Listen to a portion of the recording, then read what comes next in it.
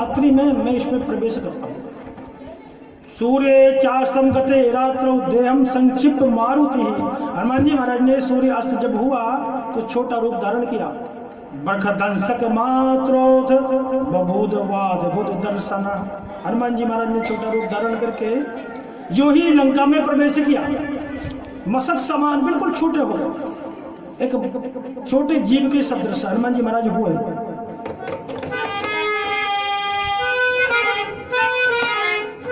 मशक समान रूप गति धरि, मशक समान रूप गति धरि, लंका चलो तू मेरे नर।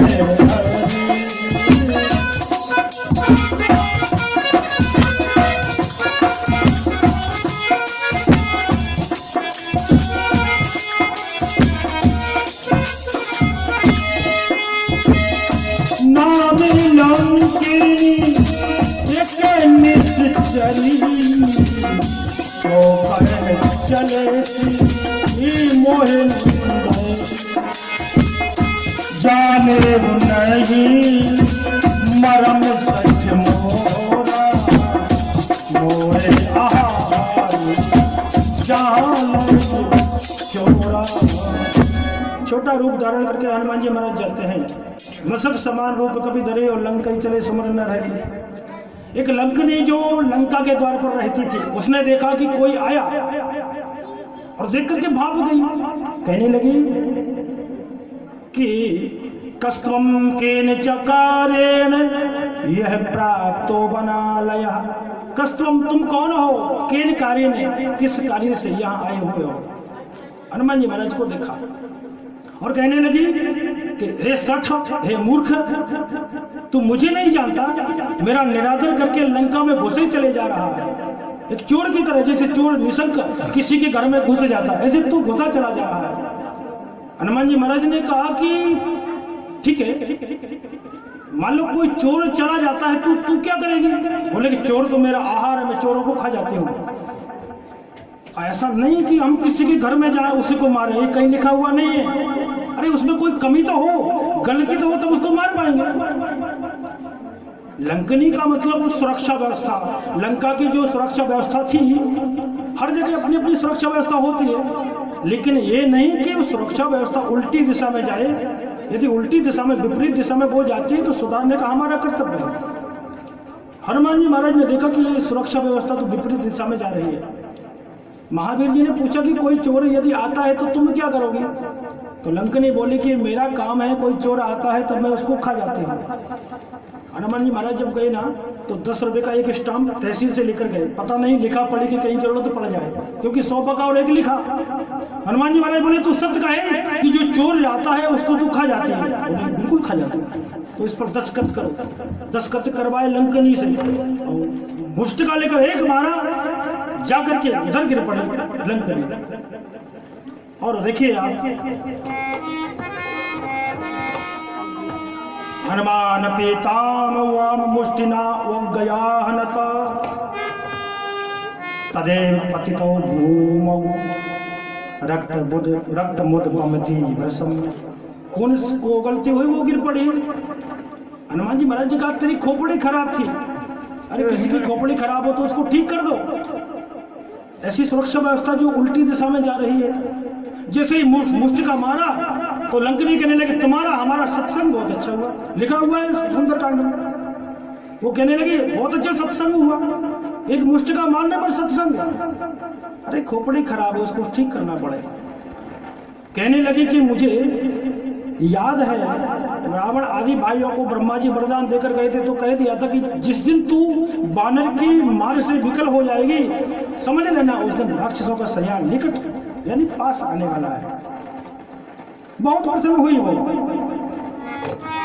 विकल हौस तय कपि के मारे, तब जान सिचर संघार।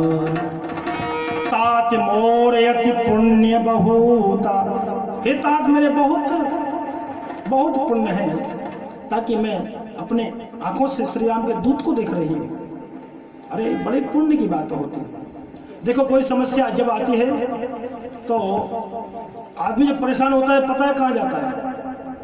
वैद्यो बदंते कफ पित्त मरुत विकारान। वैद्य डॉक्टर के पास जाएगा, कहेगा कि कफ पित्त या वो कफ पित्त या वायु यानी बाधी के विकार जो है वो बड़े हुए हैं, डॉक्टर इतना ही बदला पाएगा। ज्योतिर्विदो कहे गतिम जब परवर्तये, तो ज्योतिषी कहेगा कि ग्रह चाल ठीक नहीं चल रहे।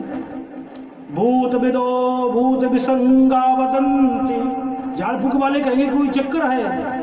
और मुनि कहते हैं कि प्रारब्ध बलवन बदंती चमुनया, प्रारब्ध बलवान है।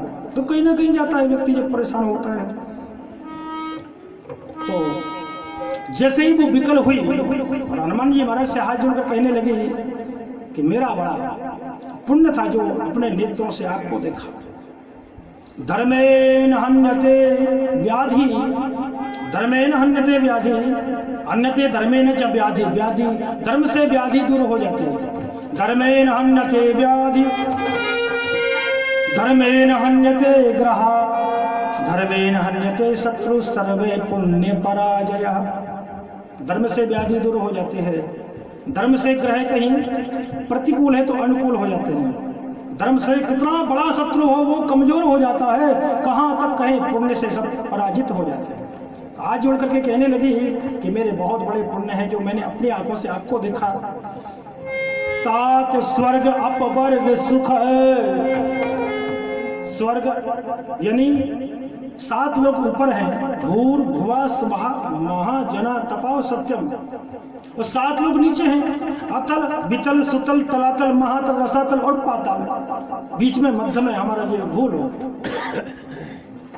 तो तात स्वर्ग अपवर्ग सुख, यदि स्वर्ग आदि लोगों के सुख को तराजू के एक पलड़े पर रख दिया जाए, तराजू के 2 पलड़े होते हैं, एक तरफ तराजू पर सारे सुखों को स्वर्ग आदि के भोगों को रख दिया जाए और दूसरी तरफ एक पल का सत्संग रख दिया जाए। तात स्वर्ग अपवर्ग सुख धरिए तुला एक अंग, ताई तोल न ताई सकल मुनि जो सुख लभे सत्संग। तो पल भर का सत्संग उनको तोल नहीं सकता, यानी सत्संग ही भारी रहता है। सत्संग में हनुमान जी महाराज ने बात ही नहीं की। सत्संग में वो होता है कि चर्चा होती है, किसके पुत्र कौन थे, प्रभु ने क्या किया, संसार में क्या हुआ, कोई बात नहीं। सत्संग जब होता है तो चर्चा तो होती है। एक जगह सत्संग हो रहा था, किसी ने कहा भैया राम के पिताजी का नाम क्या है? दशरथ। दशरथ के पिताजी का नाम बोले 20 रथ, 20 रथ के पिताजी का नाम 30 रथ, 30 रथ के पिताजी का नाम 40 रथ। रथ कभी बंद थोड़ी होते हैं। किसी के पिताजी का हमें पता चलाने से कोई फायदा नहीं है। हमको ये देखना है हम अपने कर्तव्य पर आड़ू रहे कि नहीं, हम चल रहे हैं कि नहीं चल रहे हैं, बस ये हमें देखना चाहिए। लंकनी आशीर्वाद देने लगे, केवल एक मुष्टिका की चोट से आशीर्वाद देने लगे और कहने लगे वो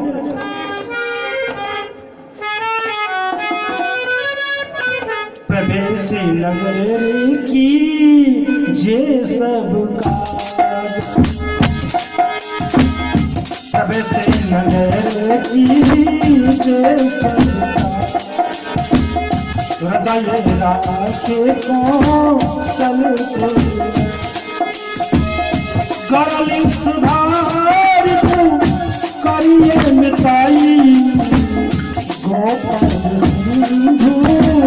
अनिल कृष्णा गणोरे मेरू ओरे राम कृपा करी चितवा जाई, राम कृपा कर चितवा जाई। लंका ने अन्यान हनुमान जी महाराज को आशीर्वाद दे। हनुमान जी महाराज लंका में पहुंच गए और सबसे पहले पहुंचे मंदिर मंदिर प्रतिकर शोधा। एक एक मंदिर में देखा कि मातेश्वरी कहीं यहाँ तो नहीं है। देखे जहत अग्नित योधा।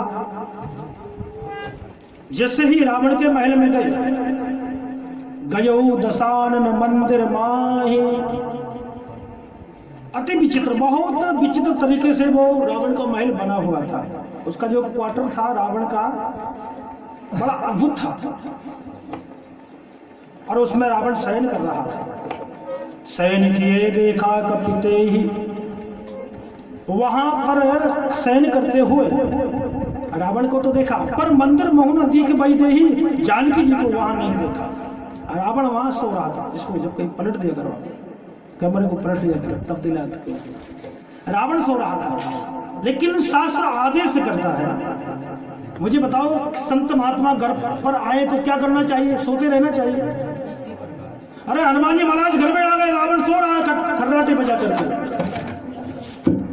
संत महात्मा घर में आए तो उठ करके उनका स्वागत सत्कार करना चाहिए, लेकिन नहीं, रावण तो पड़े पड़े खर्राटे बजा रहा था। हनुमान जी महाराज वहां से निकल करके आए। जैसे ही आते हैं,